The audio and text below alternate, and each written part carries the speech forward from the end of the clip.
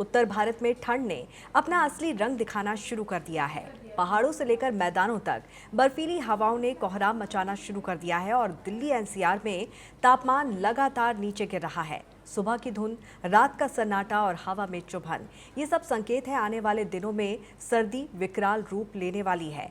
IMD ने चेतावनी जारी की है कि 19 नवंबर से तापमान में 8 से 9 डिग्री की गिरावट और कोहरे का डबल अटैक देखने को मिल सकता है। तो क्या है आने वाले दिनों में मौसम का हाल और कैसे बढ़ेगी ठंड की मार, देखिए हमारी ये खास रिपोर्ट।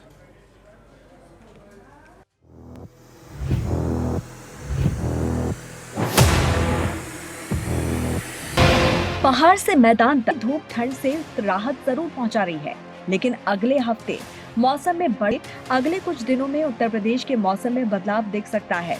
अगले 7 दिन में बंद हुई है, जबकि मैदानी इलाकों में सुबह शाम ठंडक बढ़ेगी।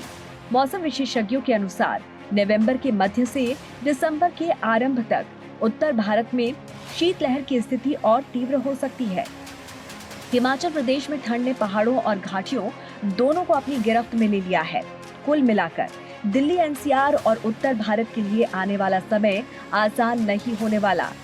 कुल मिलाकर दिल्ली एनसीआर और उत्तर भारत के लिए आने वाला समय आसान नहीं होने वाला है। ठंड और कोहरे का कंबाइंड इफेक्ट इस मौसम को और चुनौतीपूर्ण बना सकता है। तो अगर अभी तक आपने ठंड को लेकर तैयारी नहीं की है तो तुरंत कर लीजिए, क्योंकि आने वाले दिनों में सर्दी सताने वाली है। खासकर बच्चों और बुजुर्गों का खास ख्याल रखना होगा, क्योंकि ये ठंड आपकी सेहत के लिए हानिकारक हो सकती है।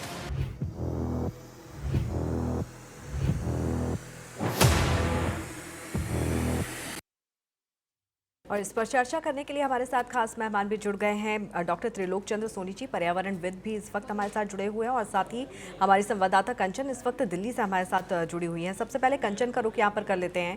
कंचन, दिल्ली एनसीआर में ठंड ने दस्तक देनी शुरू कर दी है। लोगों को ठंड का एहसास अब होने लगा। हालांकि दिन में थोड़ी राहत ज़रूर मिल रही है, लेकिन सुबह और रात की बात करें तो अब मौसम सर्द यहाँ पर हो चला है। लेकिन डराने वाली बात यह है कि मौसम विभाग ने अलर्ट जारी कर दिया है, यानी कि आने वाले दिन अब सताने वाले हैं।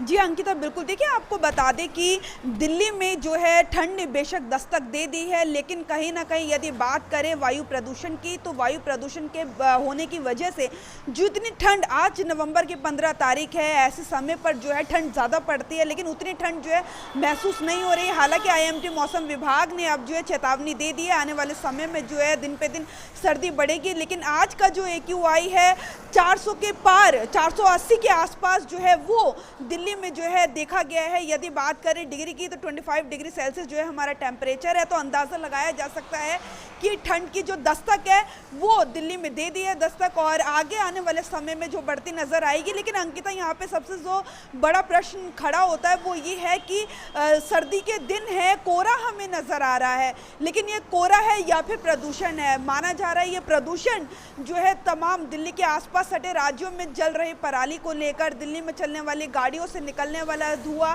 हालांकि दिल्ली सरकार ने कई बड़े जो रूल है वो लगाए थे और कई गाड़ियों पर जो है वो बैन लगाया था, लेकिन जो प्रदूषण में राहत हम कहें दिल्ली वालों को, वो दिखती हुई कहीं पर भी अंकिता नजर नहीं आ रही है। इस पे दिल्ली सरकार आगे चल के क्या कुछ कदम उठाएगी, लेकिन फिलहाल मौसम विभाग ने जो है आगे आने वाले दिनों में जो है सर्दी और ज़्यादा बढ़ेगी। दिल्ली वासियों को जो है अब वाकई में अपने स्वेटर्स, हम देख रहे हैं काफ़ी लोग जो है स्वेटर हो गए, जैकेट्स हो गए, पहनते हुए नज़र आ रहे हैं। लेकिन दिन में जो मौसम होता है अंकिता, वो बेहद ही गर्म होता है। तो उस समय पे सुबह शाम की जो है वो ठंड तो है ही काफ़ी दिनों से, लेकिन दिन की जो दस्तक वाली ठंड है या फिर दिन में स्वेटर पहनने वाली ठंड है, वो मौसम विभाग ने चेताया है कि आगे आने वाले समय में होगी। लेकिन फिलहाल जो है दिल्ली में बढ़ता वायु प्रदूषण के चलते 480 के जो पार है वो हमारा AQI पहुंच गया है। तो ये चिंता का विषय है और आगे आने वाले समय में देखना होगा सरकार क्या कुछ कदम उठाएगी। अंकिता, बिल्कुल, तो ठंड तो बढ़ ही रही है और इसको लेकर मौसम विभाग ने आने वाले दिनों के लिए अलर्ट भी जारी कर दिया, लेकिन प्रदूषण भी यहाँ पर लोगों की परेशानी बढ़ाती हुई नजर आ रही है।